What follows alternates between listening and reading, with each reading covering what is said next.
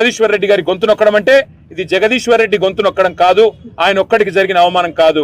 ఈ రాష్ట్రంలోని రైతాంగం తరపున, ఈ రాష్ట్రంలోని ఆడబిడ్డల తరపున నెలకు 2,500 రూపాయలు కావాలని గొంతు విప్పినందుకు, రాష్ట్ర రైతాంగం తరపున రుణమాఫీ జరగలేదు అని చెప్పి ప్రశ్నించినందుకు, రాష్ట్ర రైతాంగం తరపున ఎండుతున్న పంటల విషయంలో మా పార్టీ తరపున ప్రభుత్వాన్ని నిలదీసినందుకు, రాష్ట్ర పేదవాళ్ల తరపున పెంచని పెన్షన్ల గురించి, అమలు కాని 6 గ్యారంటీల గురించి, 420 హామీల గురించి ప్రశ్నించినందుకు తట్టుకోలేక ఈరోజు ప్రభుత్వం ఒక కుయుక్తితో మా సభ్యుడిని సస్పెండ్ చేసింది. అందుకే నిరసనగా మేమందరం కూడా ఇక్కడ కూర్చున్నాం.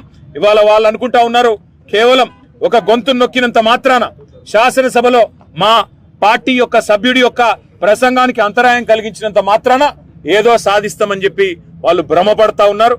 కానీ రాష్ట్రంలోని ప్రజలు అన్ని గమనిస్తా ఉన్నారు. 15-16 నెలల్లో కేవలం 20% కమిషన్లు, ఢిల్లీకి మూటలు పంపడం మీద ఉన్న దృష్టి ఈ రాష్ట్రంలోని పేదలకు మేలు చేయాలనే విషయంలో మాత్రం ఈ ప్రభుత్వానికి ఎంత మాత్రం లేదు అనేది ప్రజలకు కూడా అర్థమైపోయింది. కాబట్టే ఇవాళ ముఖ్యమంత్రి గారిని ఎక్కడికక్కడ ప్రజలు శాపనార్థాలు పెడతా ఉన్నారు.